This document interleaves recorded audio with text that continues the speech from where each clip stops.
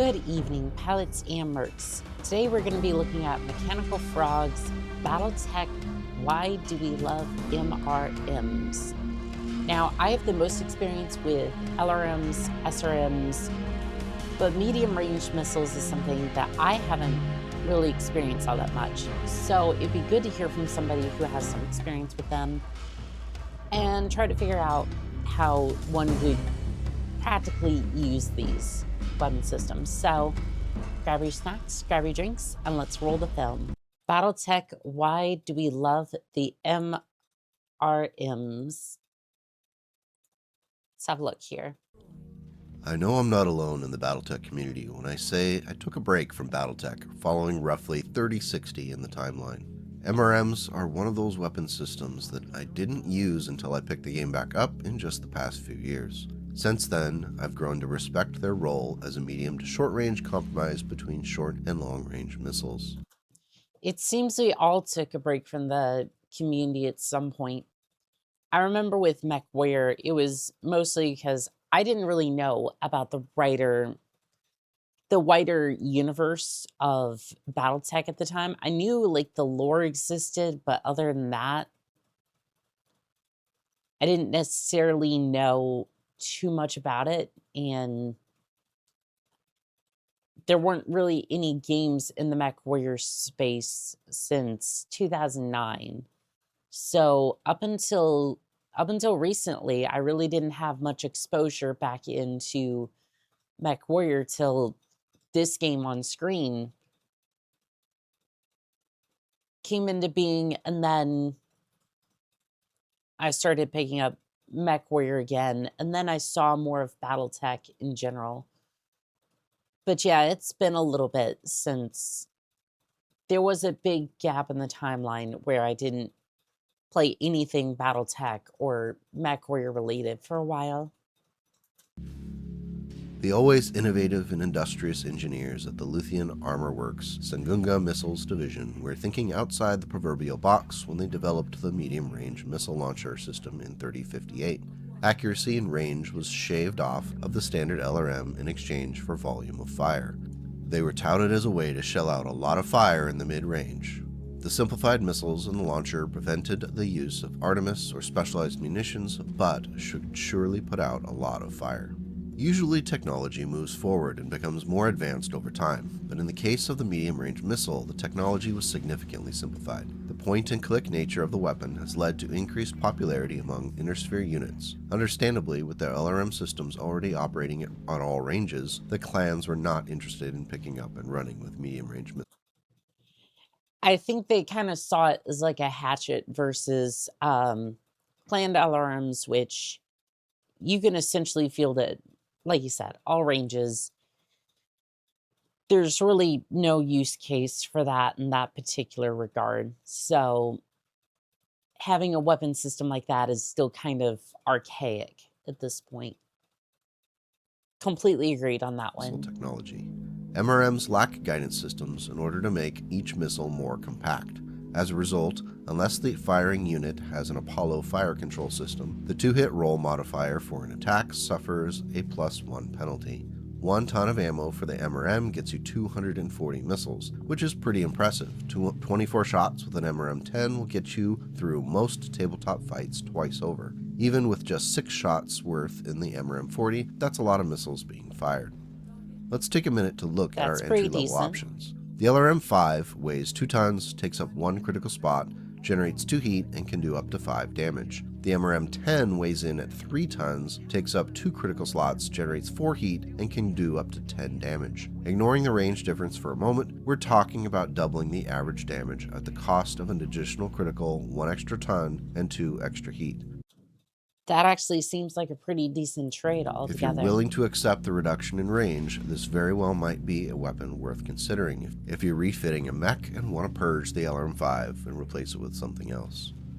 I know there are lots of refits of older mechs out there that have MRMs, including the Crusader, but I want to focus on a couple of Dark Age mechs you might not know about or could know better. The VT-U1 Violator is a 45-ton battle mech originally designed to compete in the arenas of Solaris 7, though it You have my attention.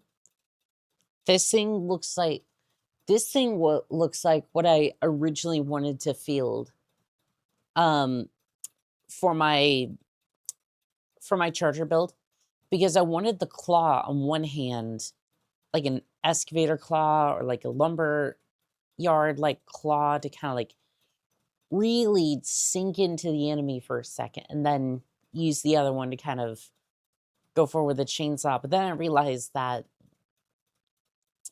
A, the claw doesn't exist, and B, you really only use one melee weapon per turn.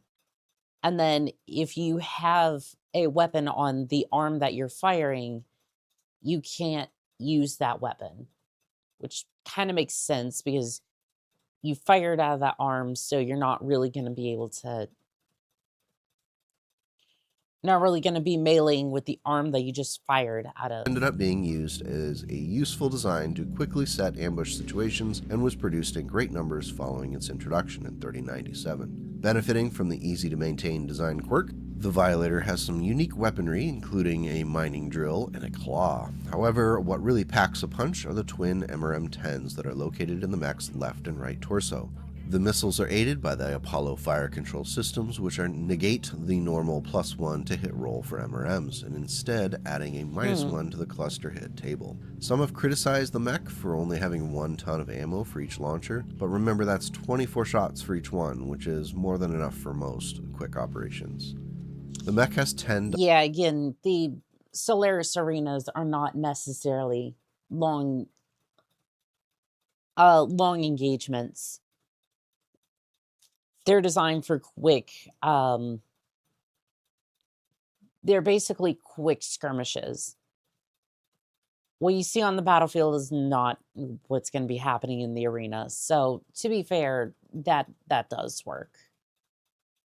Which is why, again, most of my builds tend to be more towards the arena than long engagements like this. Double heat sinks, which is more than it needs to always run cool.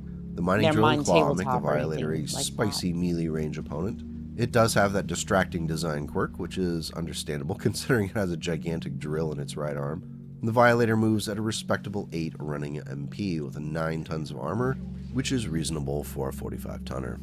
In urban environments, the mech shines. Being able to step out from behind rubble, firing and disappearing again just as quickly makes for a frustrating fight. Heck hath no fury, like a Violator that catches its prey off guard in melee range.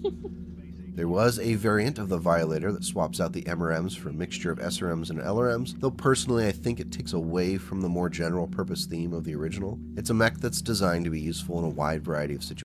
If you're going to switch out the MRMs, I would swap them out for clan LRMs at that point, because you can field clan equipment in the arena. There's no rules against that. So if you're going to do that, might as well get that long range perk in there as well. And the MRMs are a good complement of that theme. One of the more notable pilots of the Violator is Star Commander Ava Ward from the Wolves in Exile. She has a reputation for maximizing her mech's potential by avoiding early fighting and stand-up line battles. Instead, she'll circle around her targets, laying traps and rushing in only when targets are vulnerable, tearing and ripping armor plates until the target either ejects or is obliterated. Anyone who suggests that the Star Commander should see someone about her rage issues is sure to end up in the circle of equals. Another MRM-equipped mech that deserves a little... Where do I go for this engagement? I will face her in the circle of equals. Also, what in the medium ton goodness is this thing? Time in the sun is the GLT-70 Gallant. It's 70 tons of cutting-edge inner sphere technology. 70 tons, you say? Okay. Including an XL engine, double heat sinks, improved jump jets, a weapons stabilization system, and an MRM-20. While the mech's primary weapons are a pair of 2 large pulse lasers, the ability to pump out 20 missiles at mid-range make the mech a very dangerous brawler. It can close on its target quickly with its 4 improved jump jets, which match its running speed of 5. The mech was originally designed for production by the Word of Blake, which is known for making some questionable design choices for their mechs. Yes, Thankfully yes, for they the do. design, the original weapons loadout was scrapped and replaced with the pulse lasers, the MRM-20, one streak, SRM-2, and a flamer, which gives even a modestly capable mech warrior a good chance of holding his or her own in a fight. The Gallant could be found serving in units around Terra, the Lyran Commonwealth, and the Federated Suns, and more recently in small but increasing numbers around the greater Inner Sphere. I wanted to make my own MRM boat mech, so after starting at Megamech, I took a catapult chassis just to see how much damage I could do with it. Running with the C6 variant, stripping off the Okay. weapons and jump jets gave me some good tonnage to play with. I went with 2 MRM-20s instead of a single MRM-40 so that all my eggs wouldn't be in one basket. 3 tons of ammo should be enough for most fights. That would rarely last long enough to run dry. 2 Apollo fire control systems will help the accuracy, and 4 medium lasers will help punch through those armor plates pelted with missiles. I maxed out the armor at 13.5 tons, and there are enough double heat sinks to keep the mech from getting too toasty. Such is the life of the catapult brawler. All things considered, I appreciate the fact that MRMs exist as a good mid-range weapon system for intercept mechs. Being able to trade a little bit of accuracy for volume of fire could make for some interesting battles. Is there a battle mech that you've seen use MRMs to great effect? Have you yet to try them out and want to in your favorite chassis? Let me I know if do. you've built a I machine do with want to test MRMs in them the out. comments below. Thanks as always for watching. If you like and subscribe, YouTube knows that others might want to watch and see my stuff. If you want to see more, check out this Why We Love Plasma Weapons video linked above. Take care and go make the world a slightly better place today and tomorrow. Altogether, the MRMs are a really decent weapon system. Like, again, they are somewhat archaic compared to the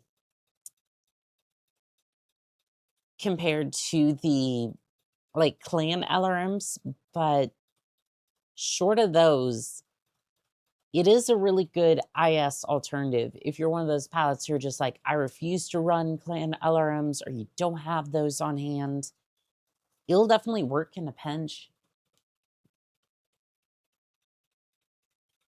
And I do appreciate the fact that the MRMs can go up to 40 missiles. Having a lot more click and firepower is it's very interesting. I'm gonna have to mess around with that and see if I can kind of push it on like a longbow or something. Wonder how you get it in range, but the link will be in the description to the video as well as in the cards. Please go and check out Mechanical Frog. And as always, this has been Annika, signing out.